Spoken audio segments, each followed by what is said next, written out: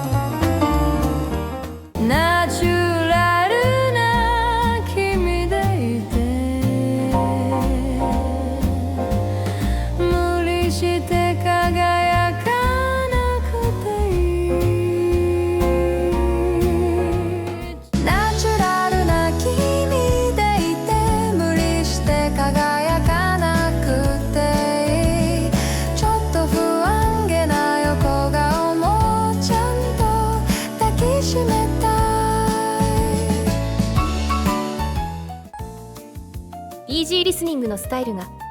どんな曲を生成するか聞いてもらったよ。イージーリスニングはこの後に EDM 系とロック系に分岐して進化する。 EDM 系は以前の動画でも紹介したチルやアンビエント系のジャンルになった。ロック系の方はこの動画の後半でどんなスタイルか紹介していくよ。ソフトロックは激しくないロックのこと。ハードロックの反対と言えるジャンルだね。ギターは歪みのないクリーンな音、ドラムも弱めでボーカルが主役になる。アダルトコンテンポラリーはロック要素をさらに薄めたジャンル。ギターさえ使われないこともある。ロック要素はドラムのリズムだけだね。シティポップはソフトロックとファンク系の音楽を混ぜた J-POP。 80年代 J-POP の主流ジャンルであり、近年再評価されたジャンルでもあるね。シティポップの特徴はファンク要素、ディスコっぽい曲調が特徴といえる。このシティポップとラウンジが混ざって渋谷系音楽が誕生するんだけど、スノの渋谷系はちょっと微妙な効果なので今回は紹介しないよ。全く効果がないわけではなく、ソフトロックプラス J-POP 風にはなるから、本来の渋谷系とはちょっと違うけど、興味があったら使ってみてもいいかもね。それじゃこの3種類のスタイルがどんな曲を生成するか聞いてみよう。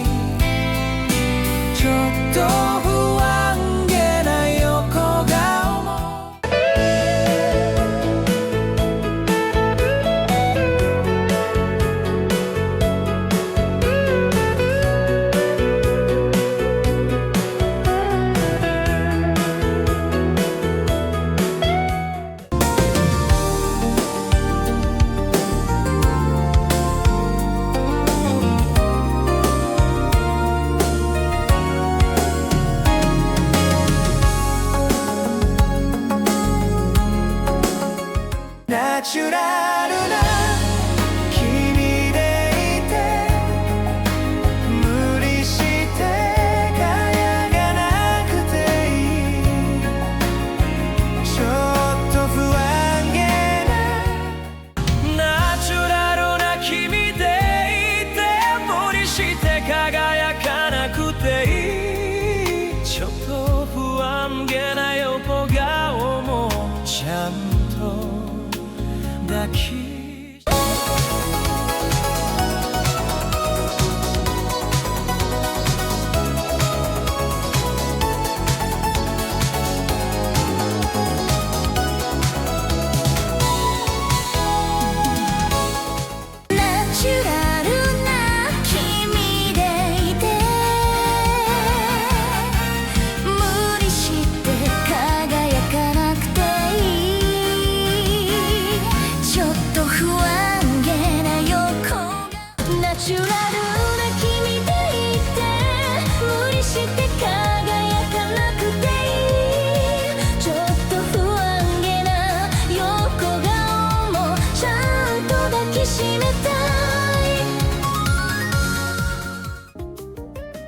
ソフトロックのスタイルが